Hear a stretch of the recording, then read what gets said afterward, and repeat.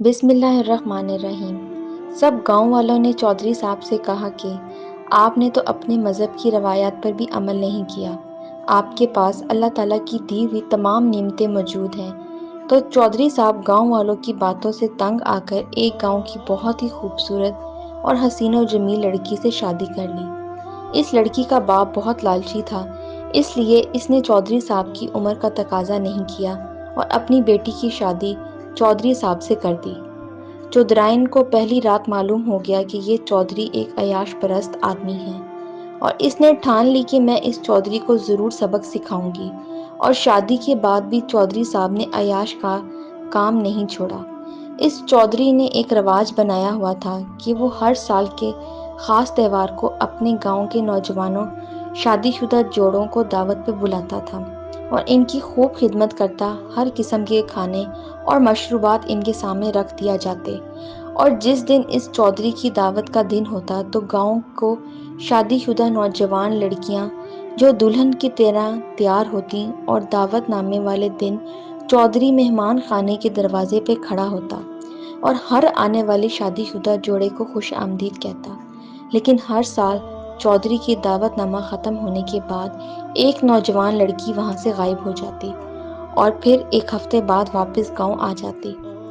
چودھری کی شادی سے پہلے تو اس بات کی تحقیق کرنے کی کسی کی جرات نہ کی، لیکن جب چودھرائن نے جب یہ سنا تو اس نے ٹھان لیا کہ اس بات کی تحقیق کر کے رہوں گی، اور چودھرائن اگلے سال ہونے والی دعوت نامے کا انتظار کرنے لگی۔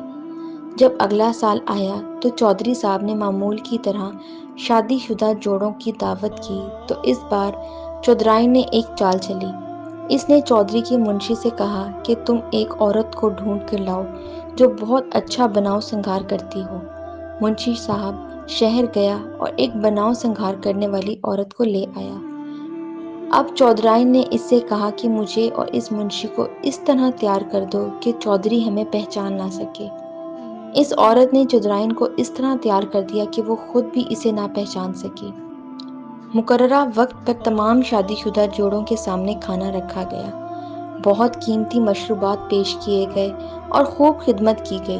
لیکن جیسے ہی دعوت نامہ ختم ہوا، چودھری صاحب نے اپنے آدمی کو اشارہ دیا کہ جاؤ اور سب سے خوبصورت لڑکی کو اٹھا کر میرے ڈیرے پہ لے جاؤ، کیونکہ وہ چودھری پہلے بھی جو اسے سب سے خوبصورت اور حسین و جمیل لڑکی لگتی، وہ اس دعوت نامے کے بہانے وہاں سے اٹھوا لیتا اور اسے اپنے ڈیرے پہ لے جاتا اور اس کے ساتھ ساری رات ہم بستری کرتا اور ایک ہفتے تک اس کے ساتھ ہم بستری کرتا رہتا، اور پھر اس لڑکی کو اس کے گاؤں میں چھوڑ دیا جاتا، اور وہ لڑکی بھی اپنی عزت کی ڈر کی وجہ سے کسی کے سامنے نام نہیں لیتی۔ اس بار جیسے دعوت نامہ ختم ہوا تو چودھری کے آدمیوں کو چودھرائن کے علاوہ اور کوئی خوبصورت لڑکی نہ لگی، تو چودھرائن کو چپکے سے اٹھا لیا اور اس کو ڈیرے پہ لے گئے۔ جب رات ہوئی تو چودھری صاحب کمرے کے اندر داخل ہوا تو اس لڑکی کو دیکھ کر اس سے کہا، تم سے پہلے میں سینکڑوں لڑکیوں کے ساتھ ہم بستری کر چکا ہوں، لیکن تم سے زیادہ اور کوئی خوبصورت نہیں دیکھی۔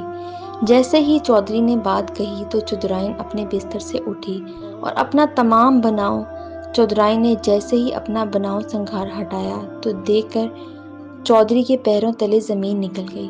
چودھرائن نے کہا کہ میں نے سنا تھا کہ تم ایک عیاش پرست آدمی ہو، لیکن تم اتنے گھٹیا انسان ہو سکتے ہو میں نے سوچا نہیں تھا۔ تم گاؤں والوں کو مہمان نوازی کا لالچ دے کر ان کی عزت کے ساتھ کھلواڑ کرتے ہو۔ اس کے بعد اس چودھری کی اصلیت تمام گاؤں والوں کے سامنے آ گئی اور اس کے بعد چودھری کو اس گاؤں سے رسوا کر کے نکال دیا گیا۔